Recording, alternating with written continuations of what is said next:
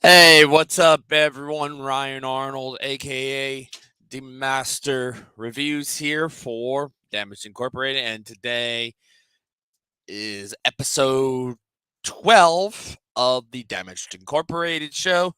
So, this is just where I do whatever I do, and today, obviously, on this episode, I'm going to be showing off some recent purchases as well as talk about an album that came out in February. Obviously, it's the which will be basically my best of February 2022. So it's a two in one type of thing. So let's get started with the collection part of This we start off with this album right here, Winter's Wake. This is from Archaeologists, who I'm good friends with Kyle Schaefer behind this project. Bought this on Bandcamp. All of these are from Bandcamp. I might add that just to clarify, not much to show. It's just like a sleeve, two panel sleeve. What's up, Levi? But yeah, two fronted sleeve. Got the backside with the track listings, and if you could probably recognize one of those names,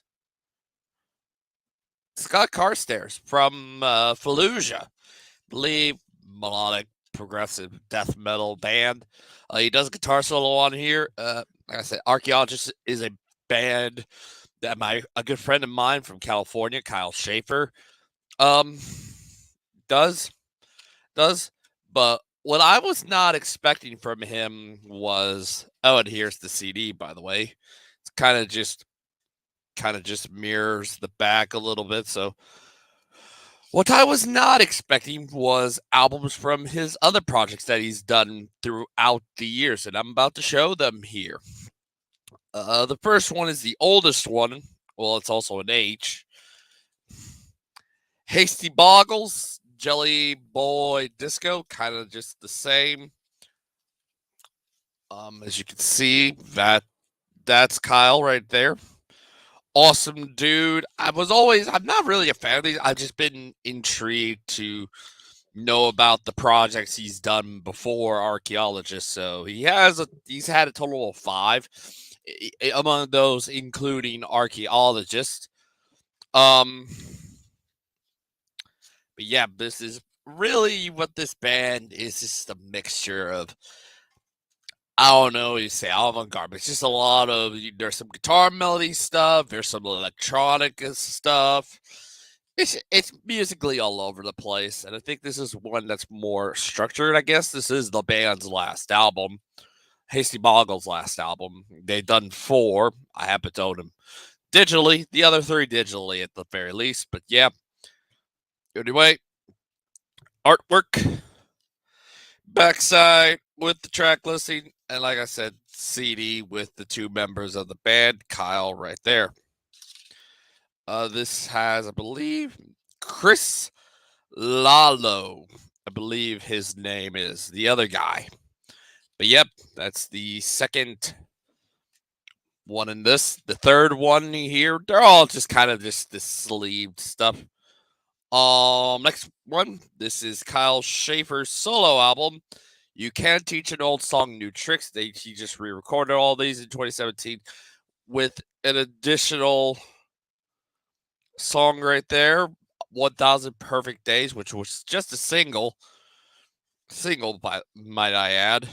But yeah, artwork, backside with the track listing, and obviously sleeve. It's just a two-side thing, one of those digi sleeves.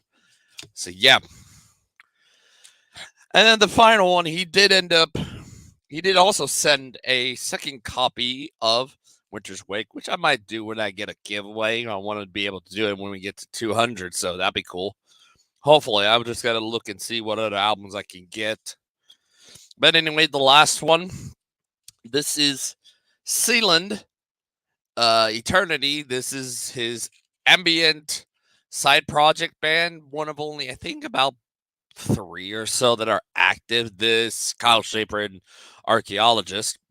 But yeah, this is combining. Basically, I'll read off of this. Eternity is a remastered compilation based on the 2015 Dark Days album and 2016 Sunrise EP.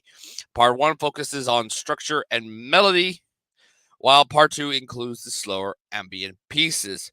Everything has been presented together here for the first time as originally intended.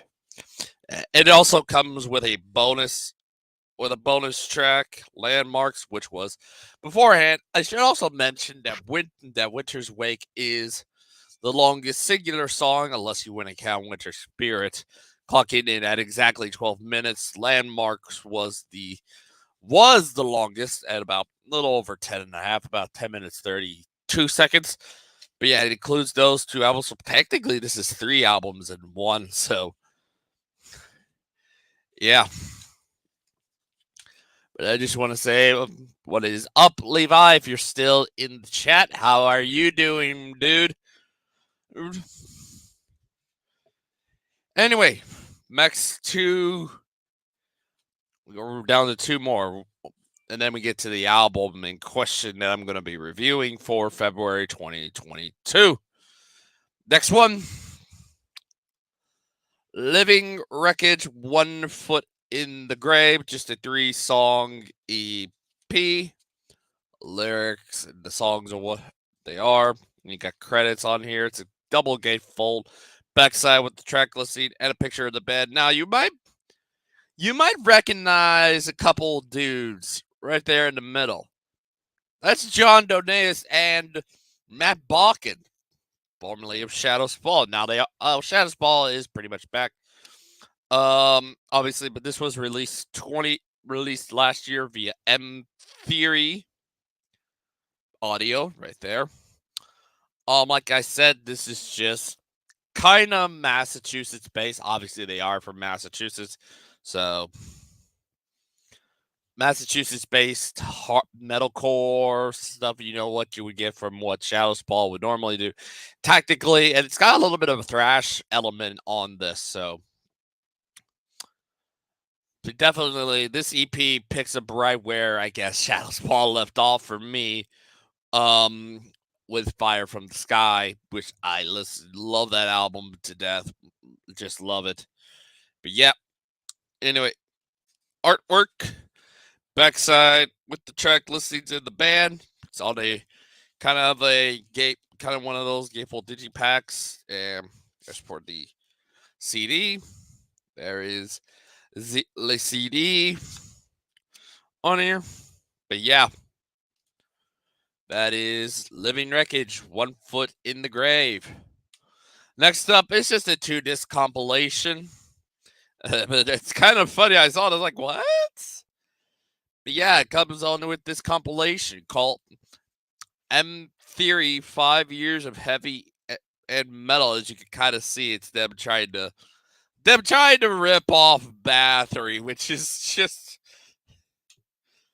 oh boy. But yeah. You know, it's just got a bunch of bands. Living Wreckage is on here. It's got tons of other bands on here. So, yeah. Anyway, artwork, backside with the track listing for each disc. And yes, there is 2 discs. But yeah, this is what the discs look like. And I need to check. Yes, I can confirm the other disc looks just like this.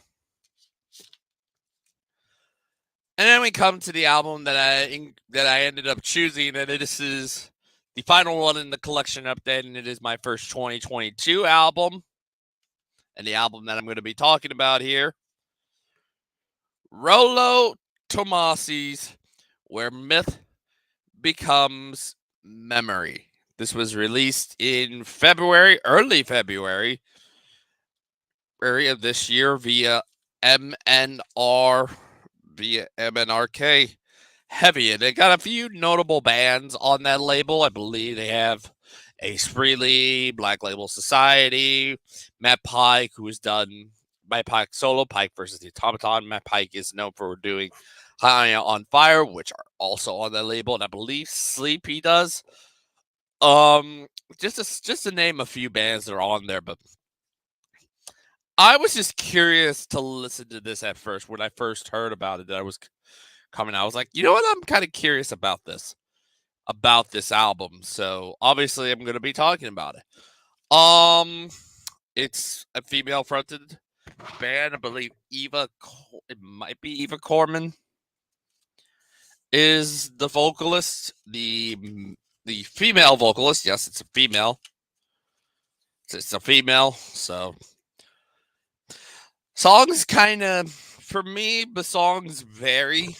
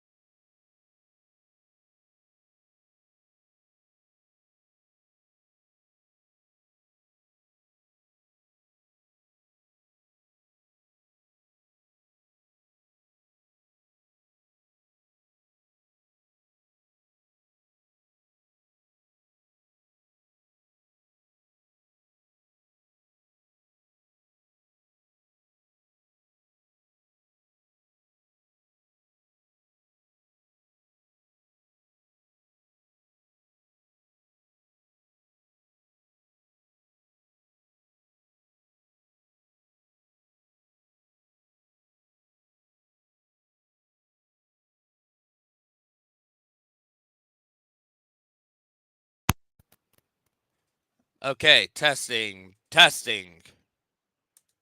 Okay, there we go. There we go. Okay, mic's working now. Okay, but yeah, as I was saying, God dang, today hasn't been the greatest of days, so apologies for today. But yep, Rollo Tomasi, um, great album. Absolutely love it. I don't know if you heard did you hear me talk about this album all the way through? If I didn't, then I might have to do it again. Levi, I don't know why this is loose. We'll figure it out. Uh Still gotta check my audio every once in a while. Okay, still good.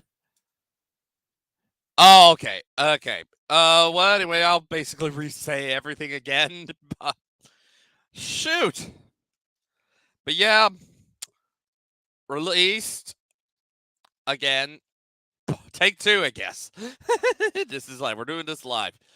Um, yeah, Rollo Tomasi, Where Myth Becomes Memory. Their sixth studio album, female fronted. She does clean vocals and some harsh, more so black metal screeching and stuff like that. You fucking. Gosh, today just hasn't been great for me. But yeah, um, released February again on MNRK. We've had a few bands on there, I believe Ace Frehley, Black Label Society, Zach Wild, Matt Pike, obviously Pike versus the Automaton. Matt Pike's from High on Fire, who are also on the label, as well as Sleep, who aren't on the label. I don't know if they are, but I'll look into it. But yeah, and I figured I was kind of intrigued by this one. I was like, you know what? Well, I got some time. Why don't we listen to this one? And oh my god, the music is whoo, changes up from beautiful to some chaotic, kind of black metal esque. I don't know why this is still doing this. Okay, but the music, like I said, moments of beauty on here, moments of, heavy black, kind of a very well produced black metal in some cases. This was also, I didn't mention it when I was, I guess, muted. This was part of, I guess, a trilogy of albums they had done before. So at some point I need to check them out. But I guess it also comes with. So anyway, we get artwork, backside with the track listings, digipack. As you can see, I'm holding the disc because it keeps falling out. But yeah, there is the CD. Comes on this poster that does have lyrics on it. Yeah, there's the poster side. Pretty damn cool. And the other side with the lyrics, and I guess a few more artwork on it. But yeah, pretty cool poster. I might hang it up at some point, but definitely, this is something I'm going to definitely be hanging up at some point. But as far as the score, I give this a 10 out of 10, and I did give the Tony Martin album a 10 out of 10, but to me, it is a great album, all killer, no filler, but to me, that was missing something. This had it. To me, the one thing that the Tony Martin album was missing, even though it was between that and the Ashes of Aries album, so there really wasn't much going on in, January, but for February, obviously with this, it had that missing something, in which to me was I need to connect with it on an emotional and personal level. So emotionally and all that stuff. Yes, it is a great album. That is a all killer, no filler. But this is also all killer, no filler. It changes things up, and it does have moments that bring me emotionally connect. But yeah, this is a 10 out of 10 for me, and I'm super glad that I actually got it and I own it now. But yeah, obviously, as I'm gonna pull up probably the rest of some other albums that came out, I will maybe briefly mention some of them. Obviously, we're in March now, so there are some that I decide, I have listened to some of these, but I do want to talk briefly, kind of mention some of them. Korn, Requiem, I liked it. Simple, straight to the point, didn't waste time. It was like 30 minutes and stuff, and it was good. Saxon, Carpe Diem, aside from the title track where I was getting quite annoyed with them saying Carpe Diem multiple times, I was getting really annoyed. The rest of the album is fantastic. Amorphous Halo is kind of in the same vein to me as the Tony Martin album. It was just missing something. It had that something at the end, the final song, but I'm like, why couldn't you do that more within the album?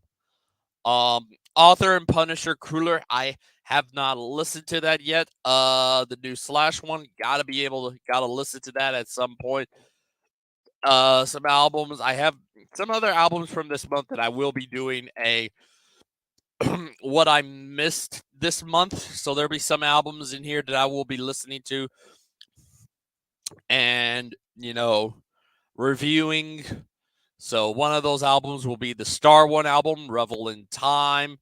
Maybe the new Blood Incantation album. Maybe. Maybe Rock Believer from Scorpions. I've been hearing some good things about that, so I might review it. Obviously, the Author and Punisher album I might review, but it's gonna be a handful of albums that I might be reviewing for February. I liked it. I liked it, Levi, but for the most part, to me, it was kind of in the same vein as the Tony Martin album. It was just missing something, and that one thing they had it was the last track, and I'm like, why couldn't you do more of this? I loved it. Why couldn't you do more of that? But yeah, those. I'm looking over on January. I want to maybe review the new Ashes of Aries, but maybe. But I'm looking at albums that were. Well, definitely, I want to review the new Steve Vai solo album in Violate, but that's probably the only one in January I'll probably listen to and review. But albums from February at the very least that I might get to actually review. Saxon is gonna definitely be on there. The Persephone album, Metanoia, I'm gonna put on there. Author and Punisher. Um. What else is? What else? Star One. Blood Incantation, Corpse Grinder, probably Scorpions. There are some good stuff coming this month in March. New Crowbar, I will be listening to that. Sabaton, I'll be listening to that. Nothing on the 11th, nothing on the 12th, the 18th, nothing. Maybe Abath. That might be the only other one and the Michael Romeo. Those might be it for March, and that will be basically when near the end. Oh, hey, what's up, J-Dub? I'm not a fan of Amorphous, so I wouldn't even give it a chance. I wanted to listen to them because I remember this was the first time I ever listened to them. I remember I had like a promo CD and they were on it. I was like, yeah, no. I end up throwing it away at some point, but this was the first time I ever listened to them. I enjoyed it. It was kind of in the same vein as the Tony Martin album. It was just missing something, and it had that something, but it was the last track, and I'm like, what the hell, man? You could have done more of this. Do more of this. You could have, if you had that, you might have gave Rolo Tomasi Where Myth Becomes Memory or Run for Its Money. But yeah. Believe that's. Oh yeah, the Ghost album. I forgot about the Ghost album. Impera. Forgot about that one. But yeah, I think that's some of the albums I'm going to be listening to. I'm just going to try and figure out the one album. Oh yeah, Devin Townsend's Lightwork is going to be coming out in March, but I'm not going to be reviewing it until I get to it in my Devin Townsend retrospective series, which I'll start working on here after soon. So yeah. But what are y'all looking for? I'll ask Levi and J-Dub. What are y'all looking forward to in March before I end this? I got a few minutes, so what are y'all excited for in March? I know I'm excited for Sabaton, Ghost. I might listen to the Abath album. I probably might listen to the Crowbar album. But and Devin Townsend, when it comes out, I'll probably be listening to that. Sabaton, yep. Believe it's the sequel. It's the sequel. Yeah, I'm definitely going to be listening to that. So there's not going to be that many albums in March. It's kind of the same vein as Tony Martin. I liked it. I thought it was all killer, no filler, but it was missing something. It had something great at the end. New Midnight, Ghost, Dark. Oh, Ghost is later. I looked at what date are they? They're the 11th. They're next week for me. Yeah, we got Crowbar, Sabaton. Ooh, Violence. Tobias is always. I definitely am looking forward to this new Ghost album. It's been a while since I've actually I've listened to Prequel. That was probably the last one. Oh yeah, the 7 inches of satanic pain. But that was kind of just a, placeholder so that I could listen to something before the new Tool album. But Perkel was the last one. That's 4 years. It's been 4 years since that album. Correct me. I think that's the longest gap that the band has done between studio albums. So I'm eagerly anticipating this new Ghost album. I can't wait for that. But in the meantime, I'll at least have, Sabaton and maybe Crowbar. But I'm just gonna try to figure out what albums I'm going to be doing for the what I've missed category. Do I even have it? Yes, I do. Yes. So far on the checked list is Persepone, Metanoia, Amorphous Halo, and Star One, Revel in Time. There's gonna probably be a few more on here, so I might actually put a check mark beside the Steve Vai album, the Carpe Diem album, the Crueler album. That just means I gotta listen to more albums. I'll listen to the Corpse Grinder album. I might listen to the Guns N' Roses when I can. Rock Believer I'll listen to.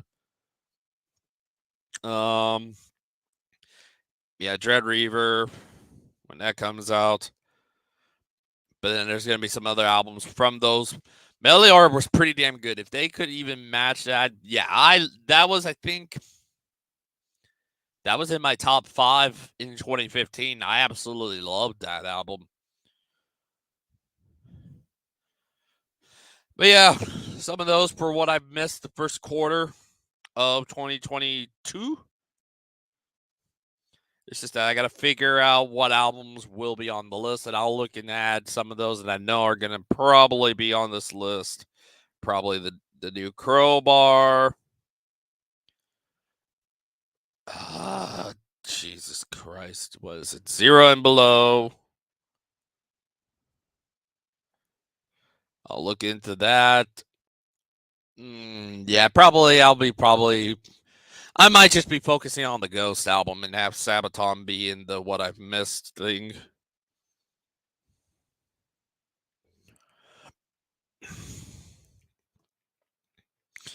All right. Just putting some of these albums on here. So what else is on from this month? Not the Violence. I'm not that big of a fan of them. Michael Romeo, yeah.